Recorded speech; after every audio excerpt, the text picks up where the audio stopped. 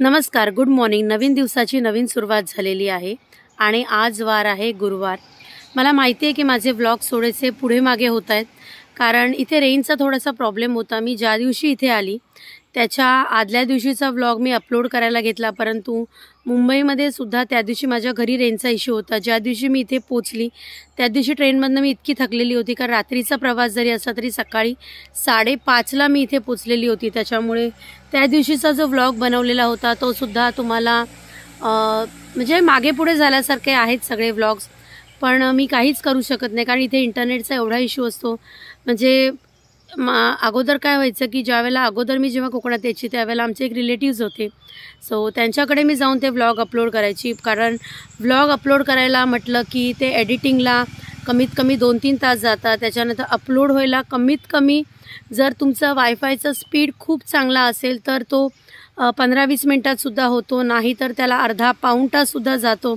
So त्या सगळ्या गोष्टी ज्या आहेत त्या इंटरनेटच्या रेंजवरती, वायफायचा किती स्ट्रॉंग तुमची इंटरनेटची रेंज आहे याच्यावरती डिपेंड आहे।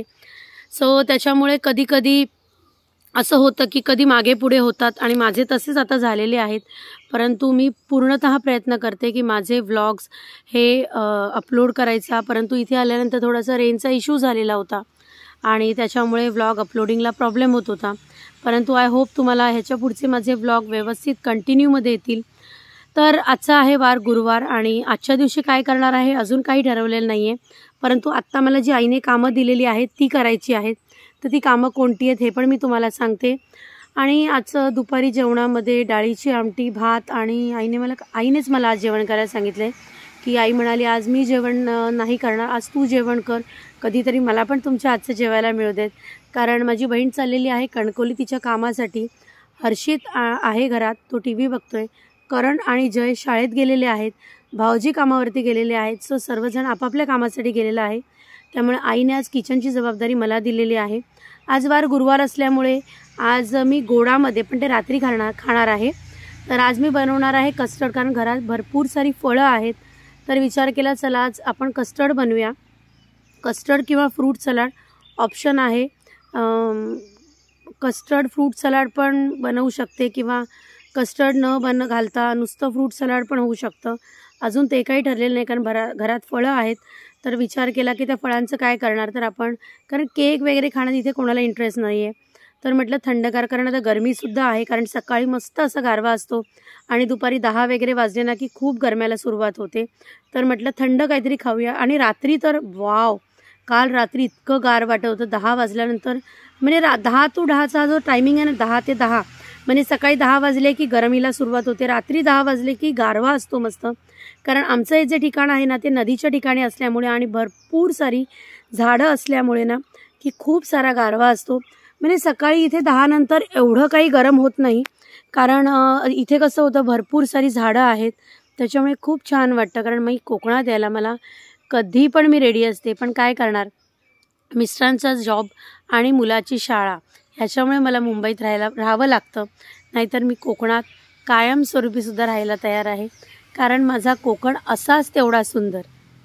सो चला आता जी आईने कामं दिलेली आहेत ती कामं करते आणि त्यानंतर मी तुम्हाला भेटते। तर आता आईने जी कामं दिलेली आहेत ती करणं भाग आहे, नाहीतर फुकटचा ओरडा मिळणार आहे। तर म्हटलं आधी तुम्हाला दाखवते की मला आईने काय काय काम दिलं आहे ते। तर आता हे जे नारळ काल वरून जे पाडलेले आहेत, तर आता ते नारळ सर्व गोळा करायचे आहेत। तर आता हे काम मला आईने दिलं आहे। हर्षित आतमध्ये बसून TV बघतोय, परंतु हे नारळ गोळा करायचं आज आईने मला काम दिलं। आई म्हणाली नारळ गोळा कर, आणि हे आलं आहे आमच्या परसामध्ये एक अननस, छोटा आहे अजून वेळ आहे त्याला मोठं व्हायला। हे असे नारळ पडलेले आहेत, तर आता हे सर्व उचलण्याचं काम माझ्याकडे आहे।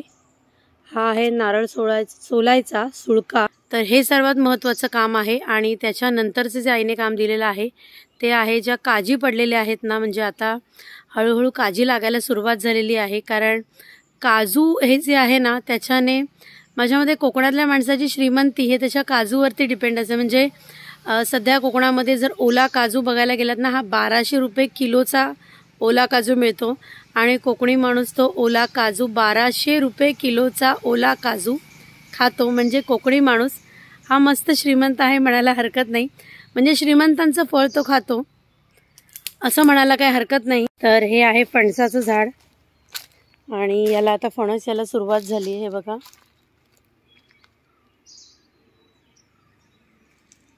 मे पर्यंत ह्याला भरपूर सारे फणस लगडलेले असतील, परंतु ही आहे फणसाची कुवरी। तर थोड्याच दिवसात ही अजून छोटी आहे, फणसाची कुवरी। पण हे जे आहे ना फणसाची कुवरी, म्हणजे भाजीसाठी हा फणस बरोबर आहे। तर 1-2 दिवसामध्ये हा फणस आम्ही काढू आणि फणसाच्या कुवरीची जी भाजी म्हणतात, म्हणजे त्याच्यामध्ये काळे वाटाणे घातले जातात, तर ती भाजी करणार आहे। सो ती माझी आई ती भाजी करणार आहे। त्याची जी रेसिपी आहे ना ती मी नक्की तुमच्यावर शेअर करेन। हे बघा अशी जागोजागी आमच्याकडे अननस लगडलेले आहेत। हे बघा अजून छोटं आहे, त्यानंतर इथे पण आहे। असे आमच्याकडे जो आमचा जे असेल जे कुंपण आहे हे, त्या कुंपणाच्या बऱ्याच साऱ्या बाजूला असं आहे बघा। इथे पण आहे, तुम्हाला दाखवते। कुंपणाच्या बऱ्याच साऱ्या बाजूला ही अननसाची झाडं आहेत। तर मे पर्यंत ही अननसाची एखाद दुसरं अननस तरी मिळतं, कारण अजून अननस छोटी आहेत। जी थोडीशी मोठी झाली आहे ती मे पर्यंत मिळतील।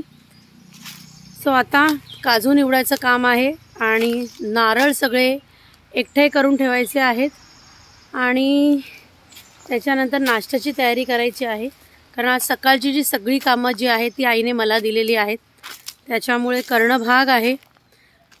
कारण कोकणात आल्यानंतर एक बरं असतं की तुम्हाला म्हणतात ना कोकणात आल्यानंतर की खूप सारी भूक लागते मुंबईकरांना। तर कारण जिरतं पण तेवढंच, कारण तुमच्याकडे एवढी कामं असतात ना करण्यासारखं, आणि मेन म्हणजे इथे आल्यानंतर शारीरिक कामंही खूप असतात।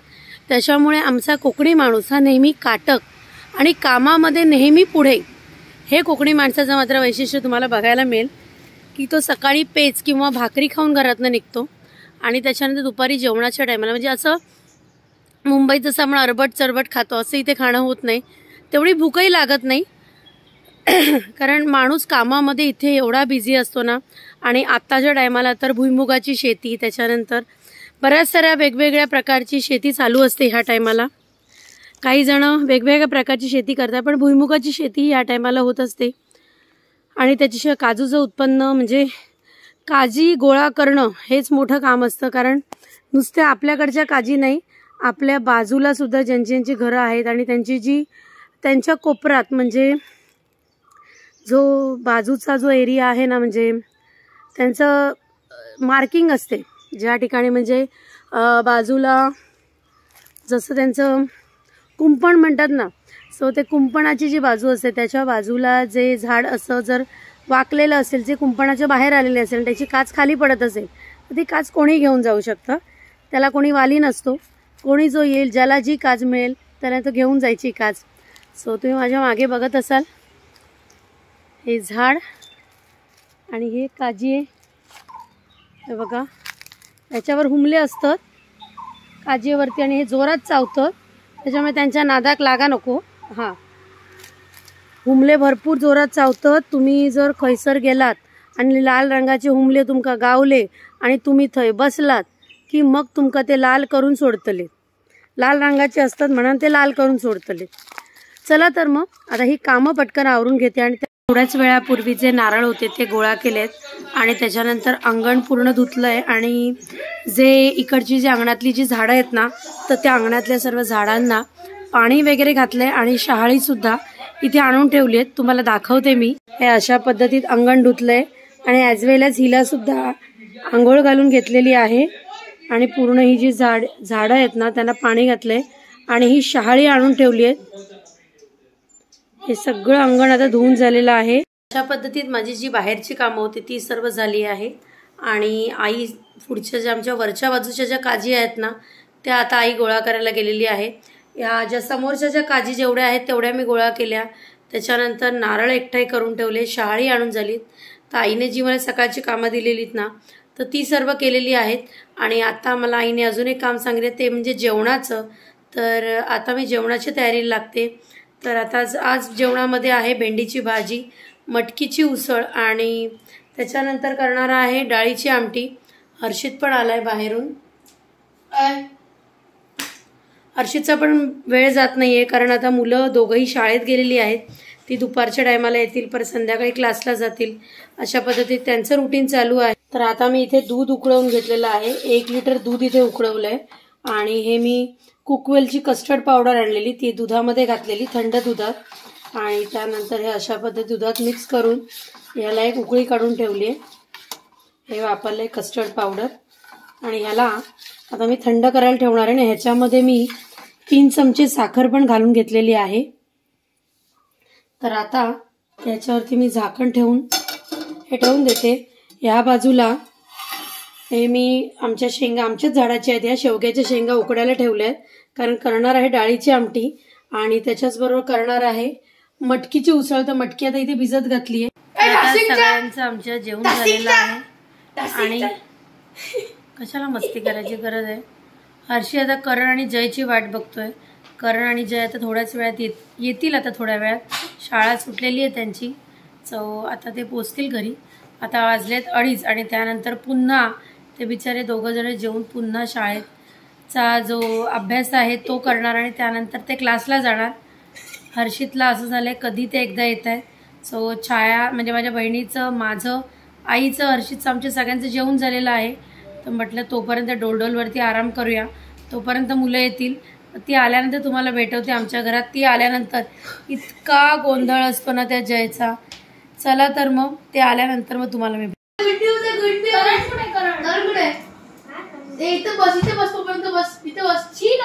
तर आमचा जय आता शाळेतनं आलेला आहे. गुड न्यूज आहे, गुड न्यूज आपल्याकडे करण पुढे पटकन आहे. गुड न्यूज आली, गुड न्यूज. बस रे. तर आमचा जय आलेला आहे आणि काय त्याचं चाललंय, लाईट लाव, लाईट बंद कर.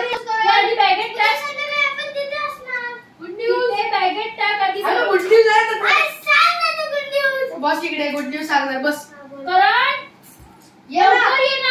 न्यूज पटकन ये. परत उठ तू, उठ जयू, उठ पटकन.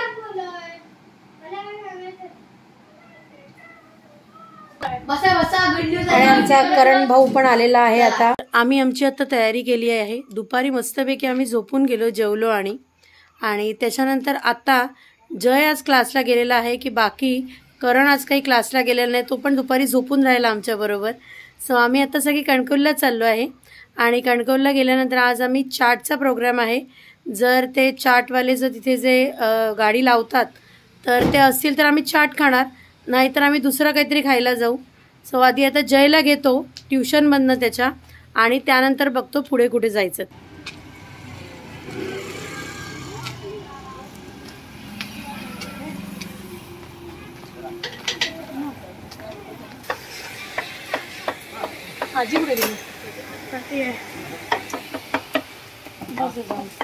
मला एक दाबेली जाऊन सांग का दाबेली तुला. तू मगाशी काय खाऊन गेलास? भेळ आणि शेवपुरी खाल्लीस ना? एवढं खाल्लंस? एवढं बरं त्या पोटात राहिलं. तर आम्ही आता इथे आलेलो आहोत दाबेली खायला.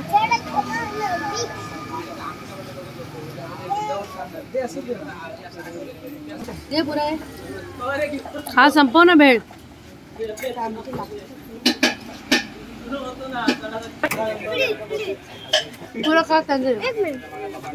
आणि आता आम्ही यांच्याकडनं मागवलेले आहेत 2 शेवपुरी आणि दहीपुरी. तू शेवपुरी घेतली असती, खा आधी. हा दहीपुरी. शेवपुरी संपली ना तुझी खाऊन? तर आता आमच्या सगळ्यांचं चाट वगैरे खाऊन झाले आणि निघतोय आता आम्ही घरी जायला, कारण घरी गेल्यानंतर सुद्धा जेवण बाकी आहे. ते जर जेवलो नाही तर आमच्या आईची एवढी दहशत आहे ना की जे उरलेलं जेवण आहे ते जर दुपारचं जेवलो नाही, दुपारचं जेवण आहे आता आम्ही काय परत नाही केलंय, पण दुपारचं जेवण जर नाही जेवलो ना तर आईचा फुकट ओरडा खावा लागेल. त्यामुळे आम्ही थोडंच एक चाटचे आयटम खाल्लेत आणि आता निघतोय घरी जाण्यासाठी. फ्रूट कस्टर्ड रेडी झालेला आहे. तुला चेरी देऊ जय? चेरी येस चेरी, म्हणजे जयची फेवरेट चेरी. हे घे. आता हर्षित करण चल ये लवकर.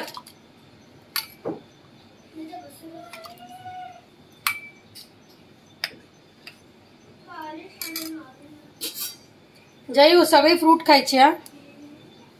चल हे घे. भारीचा.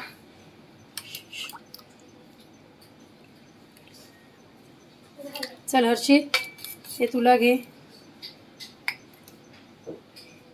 चलो चल. फ्रूट कस्टर्ड कसं झालंय? मस्त आलंय. मस्त गार झालं. गार गार आहे.